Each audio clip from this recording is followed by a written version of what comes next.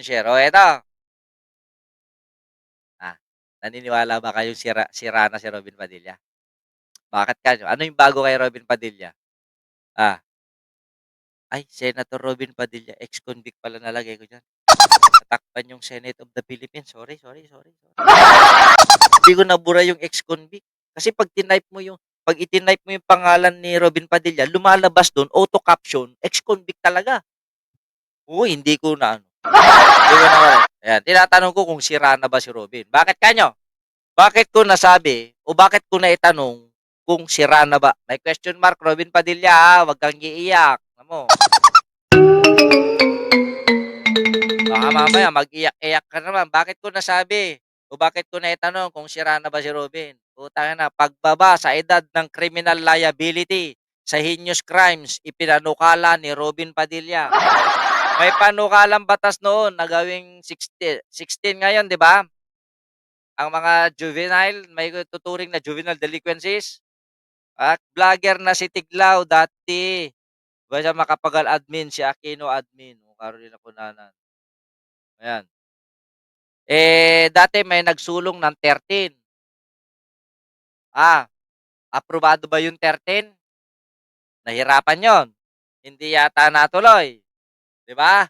Ngayon, kung hindi ba naman sandamukal na tanga itong si ex-convict, gusto niyang ibaba ang mga criminal liability sa edad na 10.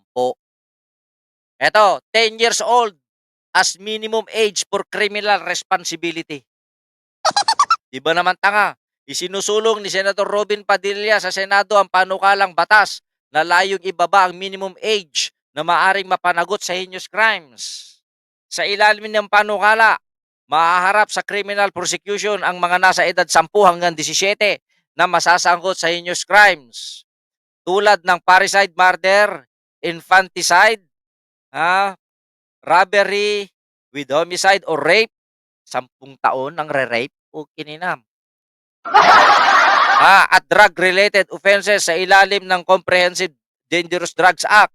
Children are more exposed to modern sensibilities and are more predisposed to risk-taking behaviors as evidenced by the growing number of youth offenders in the country. Paliwanag ng senador. Imbes na ang isulong niyang batas, yung mga programa sa mga kabataan para may iwas na masangkot sa krimen na yan, ilagay mo sa eskwela, bigyan mo ng programa. Sino ba yung mga kabataan na nagkukumit ng mga krimen? Yung mga wala sa eskwelahan, yung mga hindi napapag-aral ng mga magulang. Ilayo mo sila sa mga bad influence na nangyayari sa mga bata. Gago, gusto niyang ipababa. Bakit di mo pa gawin? Matik na. Pag isinilang na yung bata, ah, kung ano yung pananagutan ng matanda, siya na rin senador ninyo. Di ba naman kayo mga tangang bumoto dito? Di ba kayo nakukonsensya yung mga bumoto rito? Yung binoto nyo, tanga, bobo. Pinapasahod ninyo to? 10 taon. Anong alam niyan? Alam ba na niyang mang-rape? Nilalabasan na ba yan? Bubong puta. Ako galit ako sa mga kriminal. Pero doon lang tayo sa tama. Ano, parurusahan mo ng bitay? Habang buhay na pagkakulong? Yung 10 taon? Wala pa sa tamang katinuan yan. Oo. Hindi pa nga niya alam ang batas. Hindi pa nga niya alam intindihin kung ano ang nilalaman ng konstitusyon. Alam ba niya na mali yung ginagawa niya kung hindi mo ituturo sa kanya? Sa ganyang mga edad dapat hinuhulma ang mga kabataan. Ibababa mo sa 10. Kung ano yung parusa nung adult, yun na rin. Kung habang buhay na rin. Hindi. Ako ako pro-life ako lagi. Sa totoo lang. Pero pagdating kay Robin Padilla, 'di ba puwedeng bitayin niyo na 'to? Wala pang alam yan. Nasasangkot man sa krimen yung mga ganyan karamihan nabubuyo, natuturuan, nauudyukan, nauutusan. Pero yung 10 years old, papatay, ha? Lorna Matipo shoutout. Kaya nga sa mga pasyalan naka-entrance fee, naka-entrance fee 012, nawala ko tuloy yun. Ayan, free kasi wala pang alam, 'di pa hinugang isip. Buti pa kayong mga bata masinog yata isip kay Robin. Buti na lang wala ako sa Pinas dahil kasama ako sa rally para maalis yan sa pagka-senador. Sumasahod sa gobyerno, walang alam. Alam niya mapanukalang batas na sablay, konkon. May nakita naman ako, isusulong na naman niya ang konkon, tsa-tsa, marijuana. Puro katarantaduhan ang alam. Abolish na ang Senado, sabi dito. Hindi na sa taong bayan 'yan. Hindi naman nagiging senador 'to para sa taong bayan, nagiging senador 'to para kay sa mga Duterte lang, real talk. Sino pinagsisilbihan ng mga 'to? Duterte, Duterte, isang pamilya lang. Oh, may sinulong na batas 'to para guminhawa ang buhay ng isang Pilipino? Yung marijuana paano nakapagginhawa sa karamihang mga Pilipino 'yon. Yung marijuana na 'yan para sa mga chonky boys lang 'yan. May mga alternatibong gamot, kung gamot lang din ang pag-uusapan. Yung may mga epilepsy, may mga makabagong, pamamaraan na para gamutin ang epilepsy, hindi chongke, hindi marijuana. May mga sakit sa puso, mas lalo kang magkakasakit sa puso kung higop ka ng higop, chongke ka ng chongke. Kaya nga wala nga nanalo na artista dahil kay Robin, bobo kasi. Hindi, totoo lang, real talk. Masaktan ng mga artista, no way. 'Wag, pati kay Lito Lapid di ako bilib. Nanalo si Lito Lapid dahil siyempre sikat. Aquino, good afternoon po Sir J. God bless po. Salamat po. Dinadahilan lang ng mga medical marijuana para maka-access ng chongke, tama, 'di ba? Tignan niyo nangyayari ngayon sa Thailand, problema nila ngayon ang marijuana. Kasi isinabatas nila 'yan, legal use of marijuana. Ngayon dinadayo na sila ng mga turista hindi dahil sa kanilang mga tourist spots, hindi na dahil sa kultura nila. Dinadayo na sila ng mga turista dahil sa marijuana. O 'yan ang gusto ninyo makilala tayo sa paggamit ng marijuana? Ibig sabihin isasakripisyo natin yung ating mga kababayan dahil lang sa kita ng marijuana na naman? Wala ring pinagkaiba yan sa sugal, wala ring pinagkaiba yan sa pugo. Isasakripisyo mo ang karangalan ng bayan mo para kumita ka lamang na naisip mong masira yung buhay ng mismo mong kababayan dahil sa pera? Diyos ko, 'wag.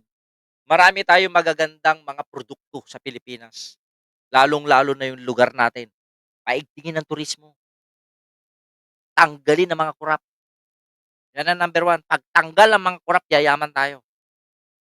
Tanggalin ang mga tanga na mga politiko, yung mga pabibo, nananalo lang dahil sa pera, nananalo lang dahil sa kasikatan. Pero pagdating sa trabaho, wala namang alam. Pero de los buenos, Pero de los buenos. Karamihan diyan, marami naman diyan mga magagaling magserbisyo publiko pero dahil lang wala silang pera, wala silang kakayahang tumakbo, wala silang pambayad sa mga mukhang pera mga butante rin, kaya hindi hindi umuusad ang bayan natin. Bakit? Kasi naging senador pa mga 'yan. Wala naman palang mga silbi, sariling interes lang ang iniisip. Siguro nanghihinayang 'yan kay Saramaw kasi marami pang pera maibibigay sa kanila. Andiyan pa ang China nga niyo. Bakit marijuana lang? Maraming produkto ang Pilipinas. Agrikultura, paigtingin, ibalik natin. Nung tayo ang pangalawa sa nagsusupply ng bigas sa buong, Asia, ngayon tayo na sinusuplayan. Bakit? Mismanagement, totoo. Aminin natin nagkaroon ng mga maling mga lider. Turuan sana ang mga botante para pumili ng tama. Naku, sasabihin lang, sa tuwing eleksyon nga natututong magsinungaling mga botante. Wala naman kami natanggap, mamatay. Hindi naman yun ano, para sa mga ano yun, para sa mga watchers, o kininam ulbod, duldog. Kaya, ako, mukhang sira na utok ni Robin Padilla dito. Mukhang nawawala na sa tamang wisyo yung senador ninyo. Bakit, may nakita na kayong bansa na nagpataw ng ganito, 10 years old? Ha? Babakbakin ka ng human rights dito, ha? Jun Ulog, Yung Kitty naduling sa kakatyongge. Inborn daw yun, inborn. Inborn daw yun, yung ano ni Kitty. Kaya pa may tuturing daw siyang PWD. Oh. Nanalo sila dahil sa pera ka loyal? Yes. Yes, pera. Lalong-lalo na yung number 12 ngayon, hindi bumaha ang pera last minute man hindi mananalo yun. Nung election nga yung mga new voters sa amin sa Abra, grabe makita mo na mga post nila naghihintay sila ng pakimkim ng mga kandidato, ayan, aantay ng first wave, second wave, third wave. Tapos pagkatapos ng eleksyon sila din ang unang magrereklamo, "Eh, wala ka namang ginagawa, wala naman silang silbi, putang-ina mo tumanggap ka nung eleksyon, unang sisihin mo sarili mo." 'Di ba?